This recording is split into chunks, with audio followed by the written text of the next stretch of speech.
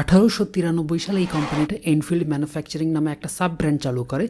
এই ব্র্যান্ডের উদ্দেশ্য ছিল ব্রিটিশ আর্মিদের জন্য অস্ত্রের পার্টস বানানো এবং বিভিন্ন ধরনের সামরিক সরঞ্জাম সাপ্লাই দেওয়া। আচ্ছা, এখানে একটা কোয়েশ্চেন আসতে পারে যে এই কোম্পানিটা হুট করে গান পার্টস কেন বানানো শুরু করলো? আমি দুজন ইনভেস্টরের কথা বলেছিলাম না, আলবার্ট এডি এবং বব ওয়াকার স্মিথ।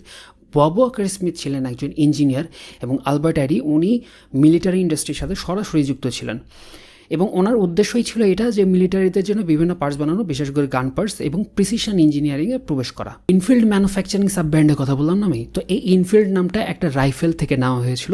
লি ইনফিল্ড নামে একটা রাইফেল ছিল ব্রিটিশ আর্মিদের কাছে বেশ জনপ্রিয় একটা রাইফেল, এবং এই লি ইনফিল্ড থেকে ইনফিল্ড নামটা নেওয়া হয় এবং বিশেষ করে এই লি ইনফিল্ডের পার্ট সরবরাহ করতো এই এনফিল্ড ম্যানুফ্যাকচারিং কোম্পানি। 1901 সাল পর্যন্ত এনফিল্ড ম্যানুফ্যাকচারিং কোম্পানি ব্রিটিশ আর্মিদের জন্য শুধুমাত্র অস্ত্রের পার্টস বানিয়ে যাচ্ছিল। পরবর্তীতে তারা অস্ত্র বানানোর লাইসেন্সও পেয়ে যায় এবং তারা সরাসরি ব্রিটিশ আর্মিদের জন্য বন্দুক বানানো শুরু করে। ওই সময় যারা সরাসরি রাজ পরিবারের জন্য অথবা সরকারের জন্য কোনো কিছু ম্যানুফ্যাকচার করতো তখন তাদেরকে রয়্যাল উপাধি দেওয়া হতো। তো ইনফিল্ড ম্যানুফ্যাকচারিং কোম্পানি যেহেতু সরাসরি সরকারের জন্য বন্দুক বানায়, অস্ত্র বানায়, সেহেতু তাদেরকে রয়্যাল উপাধি দেওয়া হয় এবং তাদের কোম্পানির নাম হয়ে যায় রয়্যাল এনফিল্ড। এবং ওই সময় তাদের কোম্পানির একটা নতুন ট্যাগলাইন তৈরি হয়, মেড লাইক আ গান।